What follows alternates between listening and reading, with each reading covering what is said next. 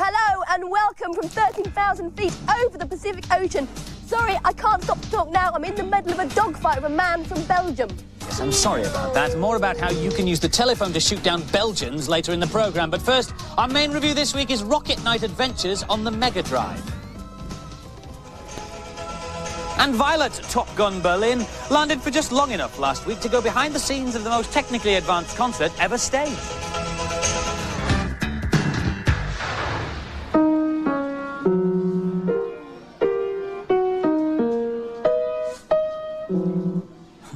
Well, if that's the nearest you get to musical composition, 2 or 3 notes on a piano and anybody within earshot runs for cover with their fingers in their ears, then what you need is this, the Deluxe Music Construction Set 2. Now, if you remember the original, you will realise that this has taken 7 years to come out. But when you see what the software is capable of, you will understand why. Well, it's just something by some unknown pianist called Scott Joplin. I don't think he'll do anything. But if you want to compose your own masterpiece, it couldn't be easier. We'll just stop Mr. Joplin in mid-stride here, and all you've got to do is select the note you want, crotchet, quaver, breve, semi-breve, and simply use the mouse to put it on the stave exactly where you think it should go. You hear the appropriate note as you do it, and if that wasn't easy enough, it gets simpler. Take the melody straight from the piano keys down the bottom here, and the computer will put the notes on the stave in the appropriate place. Then play it back to yourself. Anything you can do musically, this thing can do. In fact, you can even change the tempo. Now, I thought that was a bit slow, so if we change the tempo here, we play back my fabulous composition and just make it a little bit faster. Still sounds pretty dreadful, though, doesn't it? The best, though, is yet to come, and to show you that bit, I've got to get rid of my fabulous musical score and make way once again for Mr. Joplin. Now, Mr. Joplin wrote Cleophas originally for the accordion, but we can soon do something about that. Let's just go along here, and it's a set instrument, and we can change that accordion to anything we like. Banjo, no. Bass, no. Oh, yes, there we are, steel drums. And so now, ladies and gentlemen, I give you Cleophas by Mr. Scott Joplin, now on the steel drum. And on that note, Violet Berlin. Amazing. Our main review this week is Rocket Knight Adventures on the Mega Drive. Its hero, Sparkster, is the last in a long line of ancient and venerable rocket knights, so called because of their rocket-powered backpacks. Here's the intrepid Robert. This is a very interesting game. It has all the elements of a first-class platformer. It keeps you on your toes all the way through. This is the start of level 2. There is a boss at the beginning of it, which is quite unusual, as it usually comes at the end. Sparkster is the main character in the game. While you move him, every part of his body moves. He has a jetpack on his back which will fire him up into the air or along the ground. You can use it to get up to great heights, which I've just used. He has a tail which you can cling on to ropes and trees and things. This is level 5. The bosses in this game are very creative. I've just killed one of the bosses, but he'll come back again. There it is. This is still level 5. The guards are chasing me through the building. I have to trap them in the lava. Bingo. I use the transporter to go to the next room. I have to knock the support, hold down my button, to charge up my boosters, and then roar up into the sky. At first I gave this game 5 stars, although after playing it for a while it became very easy, so I gave it 4 stars. The cutesy character can be deceiving. It's a bit like Sonic, but my opinion, it's better. At first I didn't think this was going to be my cup of tea, but if I had the money I'd go out and buy this. And so the final scores for Rocket Knight Adventures. The girls gave it a good score of 4 out of 5, and the boys liked it too. 4 out of 5 from them.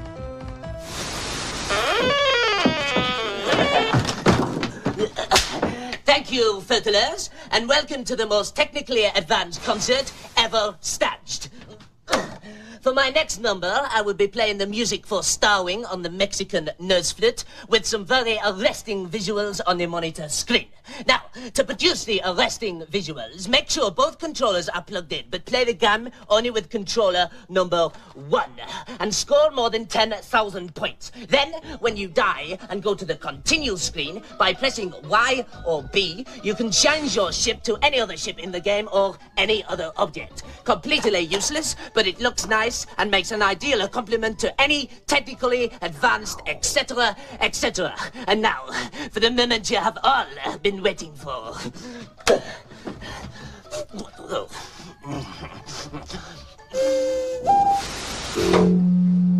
2, 1, 2. Hello, England, and welcome to Main Road Football Stadium, home of the Light Blues Manchester City. Today it's home to a different kind of team, the road crew of keyboard wizard Jean-Michel Jarre, who's touring Europe this autumn, playing with a cast of thousands to an audience of millions. A major tour like this one is planned like a military operation. Like a small army, they bring their own catering, security and power. They used enough scaffolding to cover the Houses of Parliament and Big Ben. No wonder he's worn out. Jean-Michel Jarre's already directing operations for the stage crew and the band, who are getting ready for the sound check.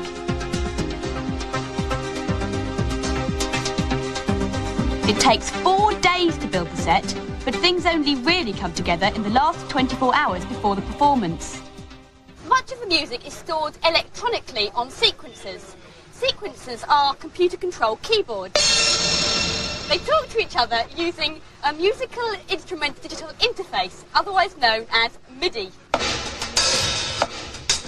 3 hours before the gates are due to open, and they're on their final run-through for sound.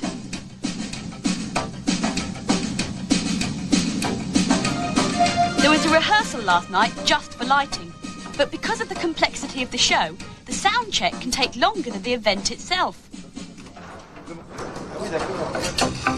N'oubliez pas le compte, s'il vous plaît, hein. On va faire le prochain maintenant.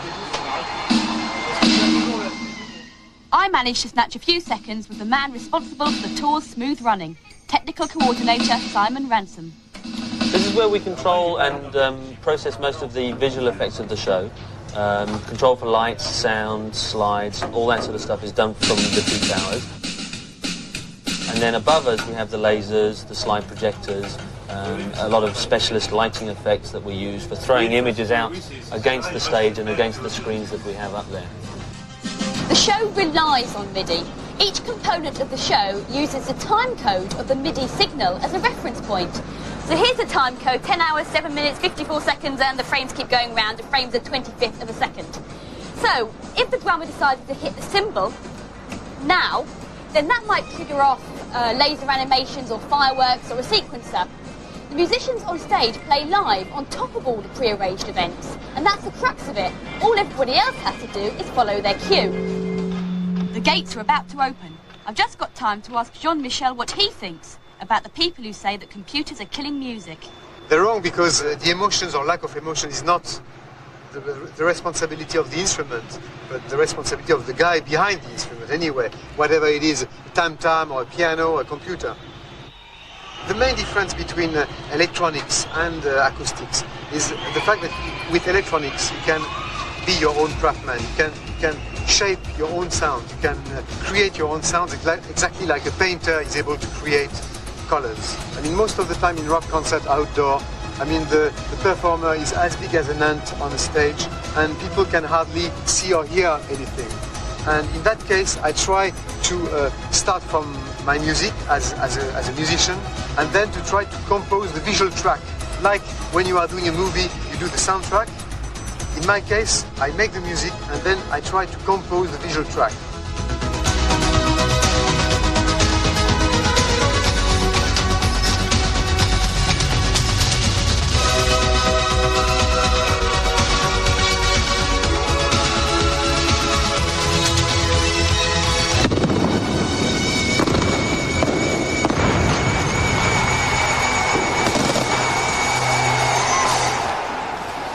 It's just like my garden on bonfire night.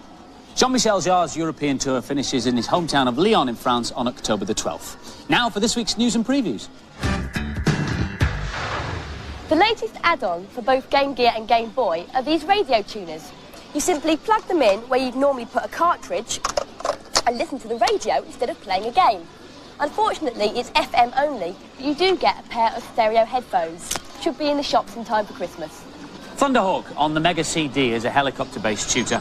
There are a number of campaign scenarios to choose from, such as halting a gun-running operation in South America or stopping chemical warfare in Southeast Asia. So if you fancy becoming a missionary of heroic proportions, this could be the one for you. It's due out in October. The publishers of Mortal Kombat had a bad week last week.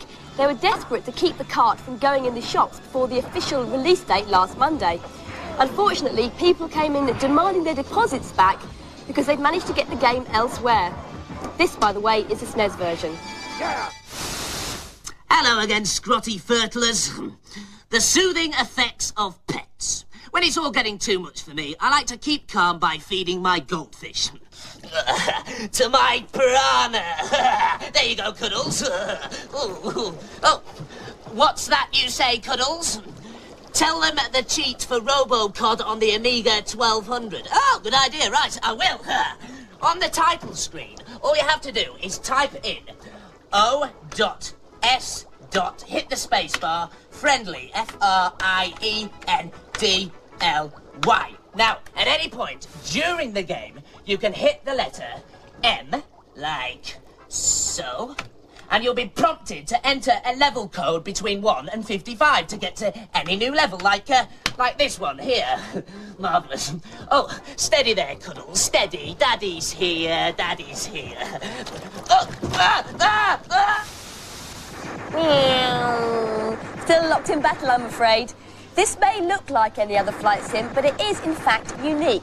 You see, you're not just playing against the computer, but against real-life aces, most of whom are over 100 miles away from the studio. In fact, I'm even playing against our American reporter, Z Wright, who's playing in New York. I can talk to him using the communications panel, so let's see. Hi, Z. See what he comes back with. Yo, Violet, I'm going to get you. We'll see about that, not if I see him first. The game's actually called Air Warrior, and it's the first and only flight sim that you can play over the telephone lines. There's a range of different planes which all handle differently, and you can fight against up to 40 different people from all over the world. To play over telephone lines, you need a modem. That's one of these, this little black box here that connects your computer to the telephone system. It'll also cost you £10 a month to use the service and the cost of a call to London. Now, Andy was also in that battle, playing via the PC, and I think I got him. All is not lost, though, because he can record the same battle on his computer and play it over and over again until he gets it right. Keep practicing, Andy. Yep, see, look, no hands. This is the film of the battle that we've just had, and obviously everybody's doing exactly the same thing as they did before. The cool thing is, though, if I press F8, I can release my plane from the fight, so I can control mine while everybody else does exactly the same thing as they did before. Better still, if I press N, I can see my own plane, which is about to crash into the side of a mountain at the moment. On using the direction keys, I can look at it from all sorts of different angles. It gives me a hideous disadvantage, I know, but I've never objected to that kind of thing. This game can be played without being plugged into a phone, and it'll run on most home computers. In fact, online games like this are going to become more and more popular. A modem for the Mega Drive has already been developed and should be available in this country next year. Now, for some more games reviews.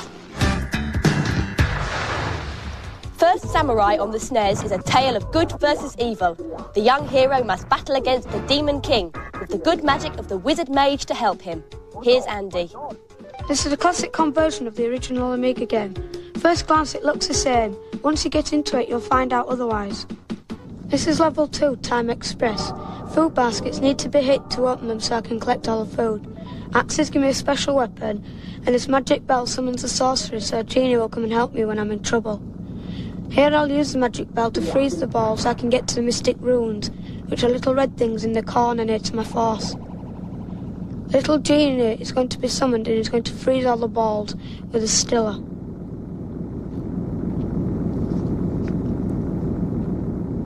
I have to hit the balls to get past them, otherwise they will drain my energy, which is in the bottom left.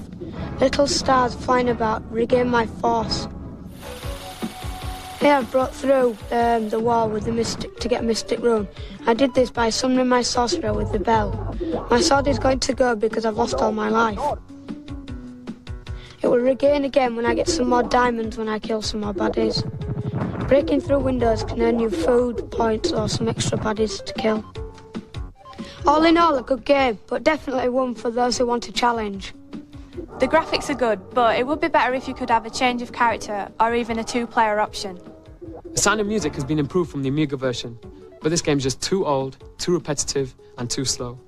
And the scores for First Samurai? The girls gave it an average 3 out of 5, and the boys agreed. They gave it 3 out of 5 too. Garfield makes an appearance today in his own Game Boy title. He's taken time out from sleeping to visit some ancient ruins with his friend Odie the dog, but has fallen into a labyrinth of old rooms. Luckily, he's brought his drill along, as you do. Here's Angela to help him out. Garfield's one of my favourite cartoon characters, so I was really looking forward to playing this game. It does actually look like Garfield and the animation is really good. I'm drilling there to get rid of that block. Collecting a bomb so I can blow up some baddies. Like that mushroom. You have to press select so you can blow up the bomb. Blow up the baddies. It's difficult with the buttons because you have to work out how to use them at first. This is the end of level key that comes down. And then you have to find the door. You have to blast the blocks away. And it can be a bit difficult because you have to be in the right place.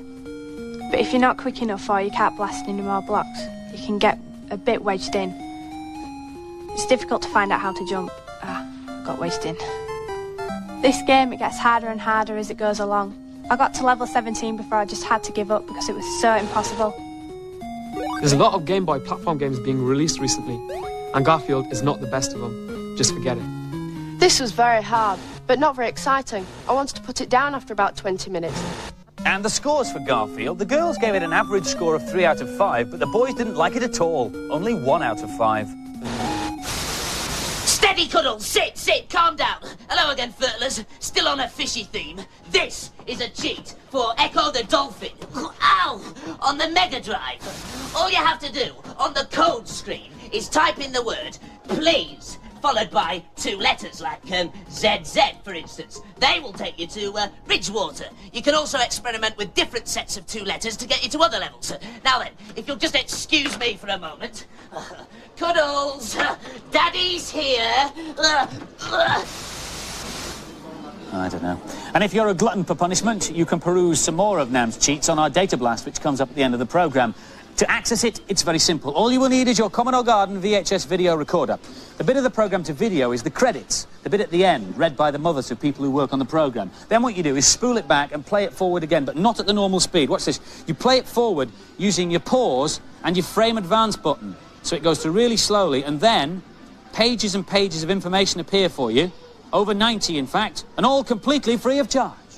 Last week's competition prize was to win one of these, a CDI player with software, and better still, a Bad Influence t-shirt.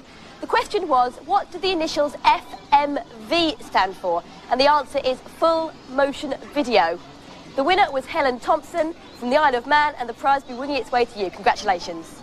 And so to this week's competition prize, which is as follows. An Amiga 1200, oh yes, and a modem, and the copy of the game Air Warrior, and the Bad Influence t-shirt. No prize will be complete without it. You'll need a competition question. It is as follows. Who played the ace pilot in Top Gun? If you think you know, give us a call on 0891 700 100. 0891 700 100. Calls will cost you no more than 25p, but get permission from whoever pays the phone bill before you dial. Lines, incidentally, stay up until midnight on Monday. Just before we go, have a look at this. Sunshine, please. It is the latest and greenest way to play your Game Boy. It's a solar battery pack. The idea is you charge it up by leaving it on your windowsill when it's sunny. And then you can just plug in your Game Boy when it's charged up and play away. Unfortunately, it's only available at the moment on import from Japan, where presumably they have better weather than us. Take it away, Andy. That's it from us. Bye. Singing in the raindrop, just singing in the rain. Sorry, Jean.